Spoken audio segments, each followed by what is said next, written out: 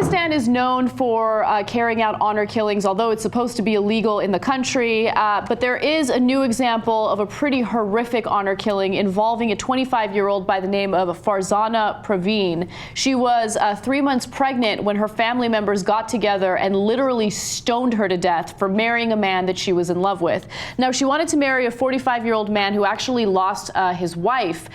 He had 5 children, and they were deeply in love. They wanted to get married anyway, so they decided to go to a courthouse and get a license for their marriage. And as they were exiting the courthouse, the family members took rocks and stones from a nearby construction site and stoned her to death. It's beyond depressing to know that this is still happening anywhere in the world, but honor killings continue to be a really big problem in Pakistan specifically. So nearly 20 members of the woman's family, including her father and brothers, attacked her and her husband with batons and bricks in broad daylight before a crowd of onlookers in front of the High Court of Lahore.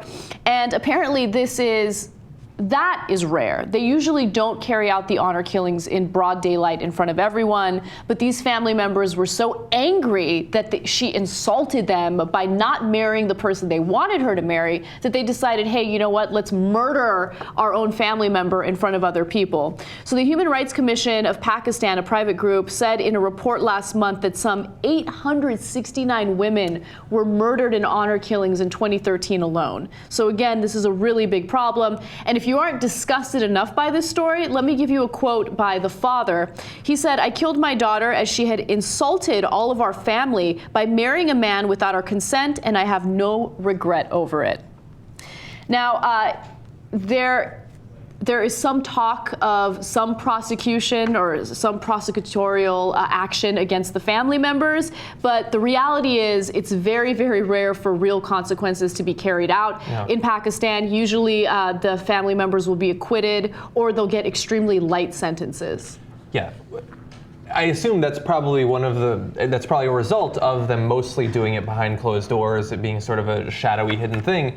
I mean, if they can do it out in front of a courthouse and not possibly be stoned, but certainly if they don't go to jail as a result of it, then that justice system is perhaps more broken than ours. Yeah. And look, we have to be clear. Pakistan is not one thing. Pakistanis are not one thing. There are incredibly conservative Muslim Pakistanis. There are Christian Pakistanis, Buddhist and Hindu Pakistanis, atheist and liberal Pakistanis. Not everybody supports this ideology or the culture that allows us to continue.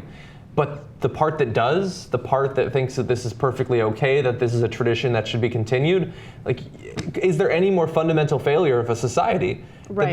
That families would murder their family members over being in love with the wrong person? This sort of thing doesn't even happen on Game of Thrones. It's ridiculous that it happens in the real world in 2014. No, but how do you sit by or stand by and see these types of actions carried out by fundamentalists and still support religion? That's what I don't understand. Or fundamentalist religion. Fundamentalist religion. And look, I know everyone wants us to repeat the caveat over and over again, and I feel it.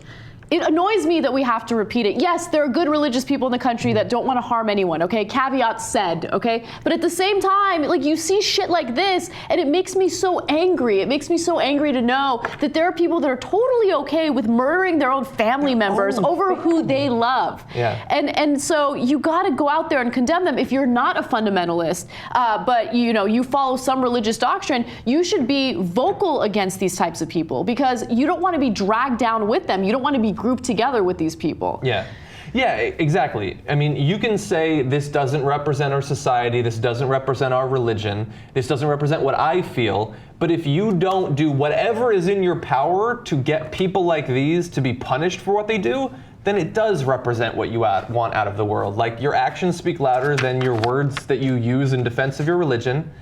It's just ridiculous. I mean, here in America, we are shocked and disgusted when a father disowns his son because he finds out his son is gay.